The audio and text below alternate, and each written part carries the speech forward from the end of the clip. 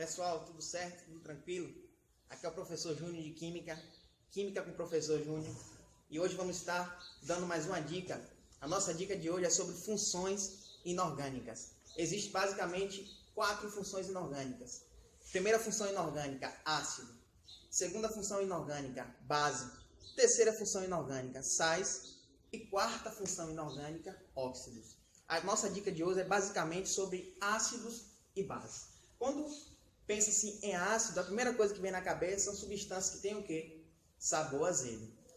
Exemplo, limão, vinagre, laranja. Quando a gente pensa em base, o que é que vem à mente? Leite de magnésio é uma base. Soda cáustica é uma base, que é a base utilizada para fazer sabão. Banana verde também é base. E a característica da base é que ela vai ter sabor adstringente. Porém, queridos alunos, o que os químicos fizeram? O que os cientistas perceberam? Que havia necessidade de criar uma teoria para definir ácido. Porque existem alguns ácidos inorgânicos, algumas bases inorgânicas que são ácidos fortes e são bases fortes. Sendo, portanto, bases que não podem ser ingeridas, porque caso sejam ingeridas, pode ocasionar algum problema de saúde, porque essas substâncias elas têm a propriedade de corrosão, tem a propriedade de queimar a pele, por exemplo. Caso caia ácido na pele de alguém, o primeiro procedimento que deve ser feito é adicionar água corrente, porque essa água corrente ela vai diluir esse ácido. Mas enfim, qual a primeira teoria de ácido? Como é que pode ser definido ácido? O primeiro cientista a definir ácido foi o cientista Arrhenius. Arrhenius ele fez o experimento da condutividade elétrica. Ele utilizou o sal dissolvido em água e verificou, montou um circuito e verificou se esse sal ele conduzia corrente elétrica.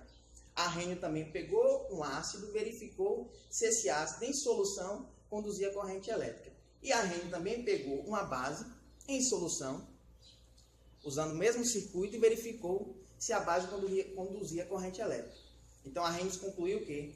Que ácidos, bases e sais conduzem corrente elétrica. Mas nessa aula de hoje a gente vai ver o porquê que essas substâncias elas conduzem corrente elétrica. Vamos para o conceito de Arrhenius. Todo mundo comigo no quadro. O conceito de Arrhenius é o seguinte. Arrhenius definiu ácido como sendo uma substância, por exemplo, HCl, ácido clorídrico, que ao reagir com água, sofre ionização, liberando o cátion, H+, e o ânion, Cl-. Mas por que acontece esse processo de ionização? A ligação entre HCl é uma ligação molecular. Se é uma ligação molecular, que tipo de ligação que é formada entre esses pares de elétrons que estão sendo compartilhados?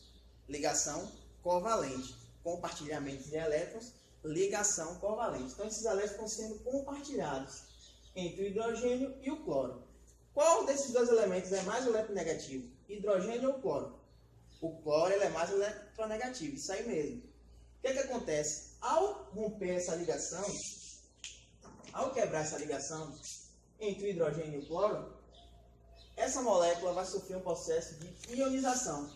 Então, esse par de elétrons que está sendo compartilhado vai ficar com quem? Com o cloro, porque o cloro ele é mais eletronegativo. Então, por isso o cloro vai ficar com o par de elétrons e vai ter essa carga negativa. Então, o que é o ácido de Arrhenius? É toda substância que em água libera o íon H+, e o ânion Cl-. Tranquilo? Por que ele vai sofrer o processo de ionização? Porque é formado por ligação covalente. Então, vou colocar aqui covalente, compartilhamentos de elétrons, certo? E a base? O que é a base de Arrhenius? Base de Arrhenius nada mais é do que uma substância que ao reagir com água ou ao ser colocada em solução, por exemplo, se pegar a soda cáustica ou hidróxido de sódio, que é sólido a temperatura ambiente, é altamente higroscópico, ele absorve umidade do ar. Pegar essa base, adicionar ela em água, o que é que vai acontecer? Vai quebrar essa ligação. Que tipo de ligação é essa? Ligação iônica, porque tem a carga no Na+, e a carga no O-. Ao quebrar essa ligação iônica, sofre o processo de dissociação iônica, formando o cátion, Na+, e o ânion, OCl-, certo? OCl-. Então, isso aqui vai caracterizar a base de Arrhenius. Por que ele sofre ionização na base de arrenos? Porque essa molécula de NaCl é formada por ligações iônicas. Isso mesmo, ligação iônica. Ligação iônica, certo?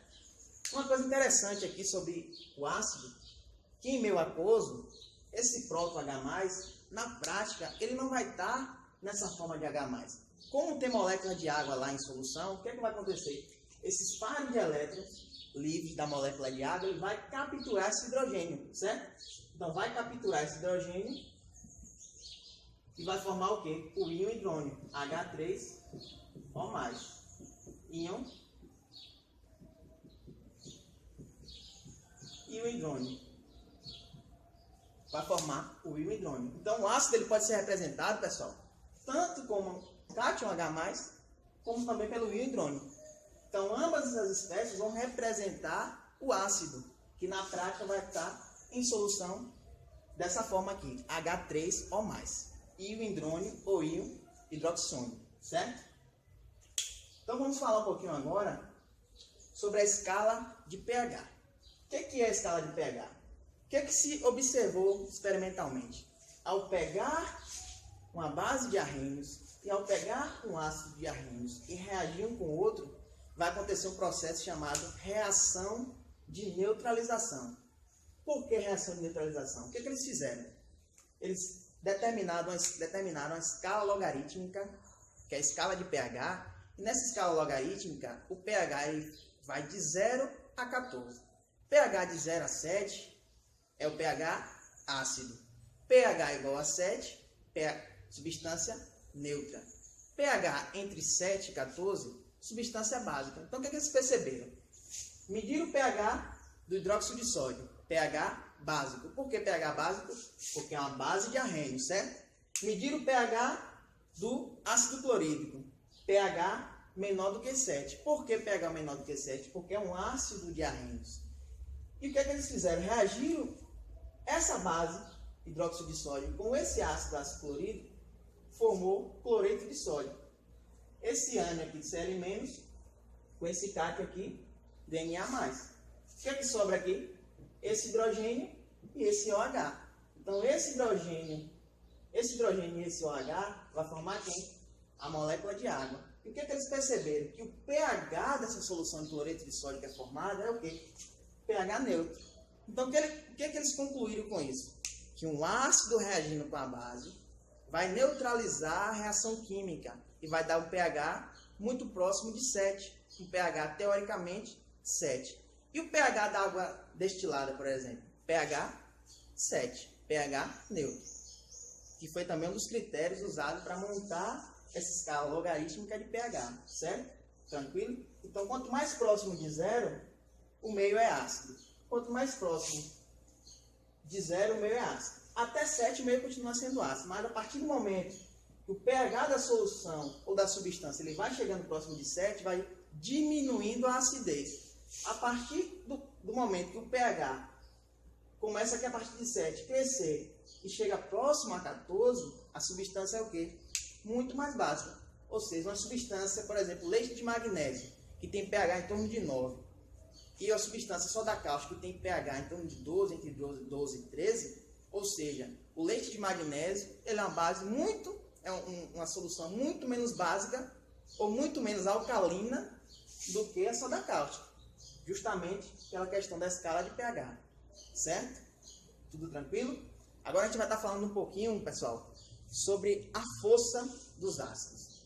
Porque existe ácidos que são fortes, existe ácidos que são moderados e existe também ácidos que são fracos, certo?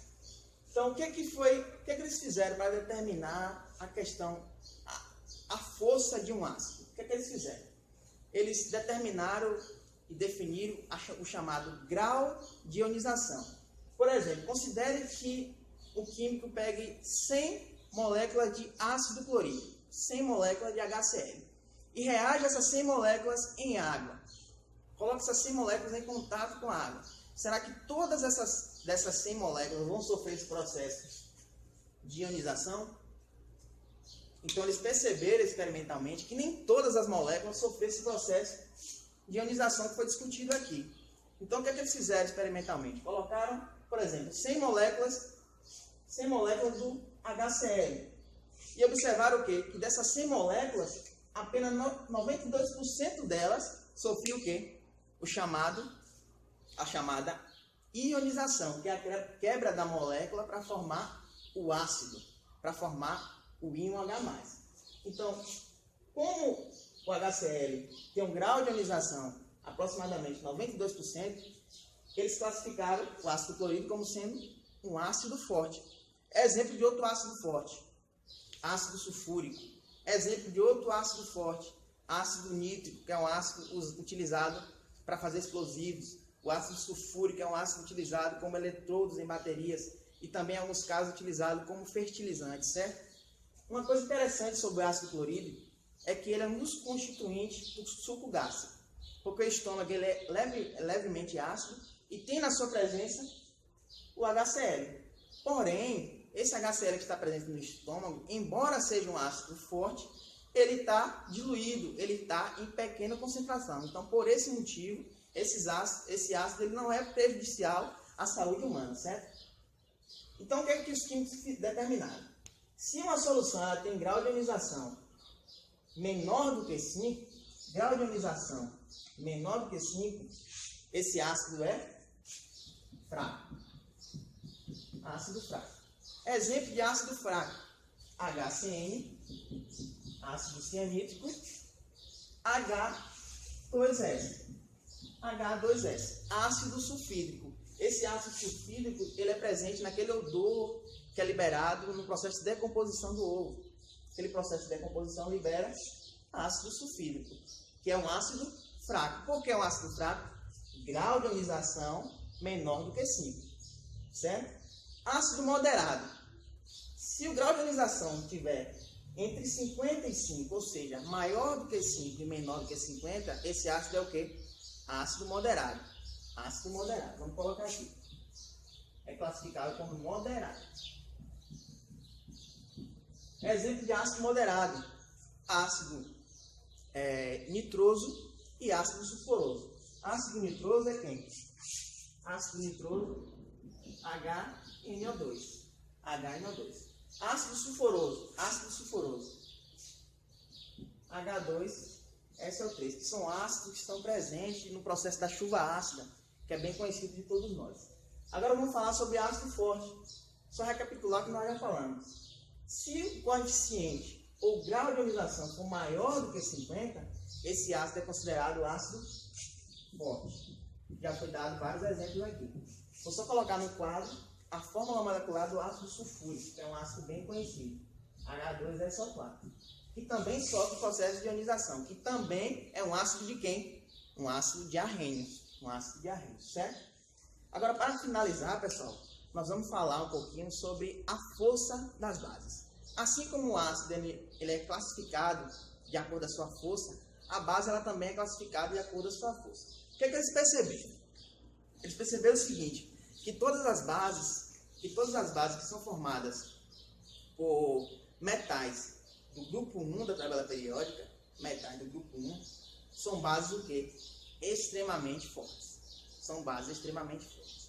E em relação ao grupo 2, o grupo 2, o que é que eles perceberam? Berílio, magnésio e cálcio. Que a maioria das bases formadas por esses metais, pelos metais alcalinos terrosos, são bases fortes, mas nem tanto como a base do grupo 1, certo? Como as bases do grupo 1. E as demais bases? As demais bases são consideradas bases fracas. A gente vai estar vendo um pouquinho aqui agora. Alguns exemplos delas. Base forte, exemplo de uma base forte. Hidróxido de lítio é uma base forte, porque é formado por um metal do grupo quem? Do grupo 1. Hidróxido de sódio é formado também por um metal do grupo 1. Hidróxido de potássio também é formado pelo metal do grupo 1. Hidróxido de sódio, soda cáustica, utilizado para fazer sabão. Hidróxido de potássio também é utilizado para fazer sabão. Aqui também é conhecida como potássio cáustica. Potássio cáustica é formado a partir do metal potássio, certo? Outra base do grupo 2 que a gente vai estar falando é o hidróxido de berílio e o hidróxido de cálcio. Perceba uma coisa interessante, pessoal, E no ácido, geralmente vai começar com H na sua estrutura molecular.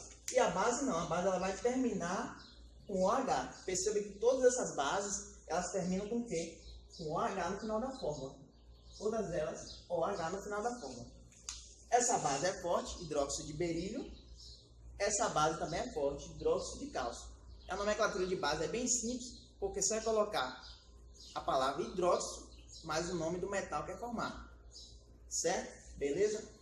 Um caso interessante em relação ao grupo 2, que há uma exceção. Por exemplo, a base formada a partir do hidróxido de magnésio, um dos principais componentes ativos do leite de magnésio, que é utilizado para neutralizar a acidez estomacal, porque vocês sabem que a base ela tem a propriedade de neutralizar o efeito do ácido, é uma base fraca. Embora seja do grupo 2, o hidróxido de magnésio é uma base o quê? Uma base fraca. Então, a exceção à regra, certo? E as demais bases que não são nem do grupo 1, nem do grupo 2, ou seja, as demais bases, são bases fracas. Exemplo, hidróxido de amônio, hidróxido de alumínio. E uma coisa interessante sobre o hidróxido de amônio, que ela vai ser formada de um pouco diferente em relação às bases, em relação à maioria das bases. Ela vai ser formada pela reação da molécula de amônia, NH3, em água. Ao reagir essa molécula de amônia em água, forma-se o quê? O hidróxido de amônio, que é uma base um pouco diferente das bases que a gente está acostumado a ver. Outra base também importante, hidróxido de alumínio. Hidróxido de alumínio. O hidróxido de alumínio também é utilizado no processo para neutralizar a acidez do estômago, porque é uma base fraca. Uma coisa importante, pessoal, para neutralizar a acidez estomacal, deve-se utilizar uma base fraca, porque é uma base que não vai trazer risco à saúde humana. Então, jamais utilizar uma base desse tipo, uma base forte para neutralizar a acidez do estômago. Sempre utilizar bases fracas, que um exemplo bem comum de ser utilizado é o hidróxido de alumínio e o hidróxido de magnésio. Por que está mudando aqui a quantidade de hidroxilas? Uma coisa interessante falar também. O NOx dos elementos do grupo 1 é o NOx mais 1. Se o NOx é mais 1, precisa de quantas hidroxilas para neutralizar essa molécula? Sendo que cada hidroxila tem uma carga OH-, ou seja, tem uma carga elétrica negativa.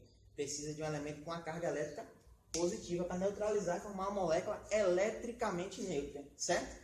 Então, por isso que está utilizando aqui apenas um hidroxila. Já os elementos do grupo 2 têm NOx o quê? Elementos do grupo 2, NOx 2, certo? NOx 2 vai precisar de quantas hidroxilas para deixar a molécula eletricamente neutra? 2 hidroxilas. Tranquilo? Qual o NOx do magnésio? Grupo 2, NOx 2. Hidróxido de magnésio, ou seja, utilizou-se 2 hidroxilas para formar a molécula do hidróxido de magnésio. Hidróxido de amônio, mesmo procedimento. E hidróxido de alumínio. O alumínio tem o NOx mais 3. O NOx do alumínio é mais 3. Então precisa-se de quantas? 3 hidroxilas para formar a molécula de hidróxido de alumínio. Certo? Então, valeu aí. Obrigado pela atenção de todos. Inscreva-se no nosso canal, comente o nosso vídeo, dê um joinha. Valeu, até a próxima. Um abraço.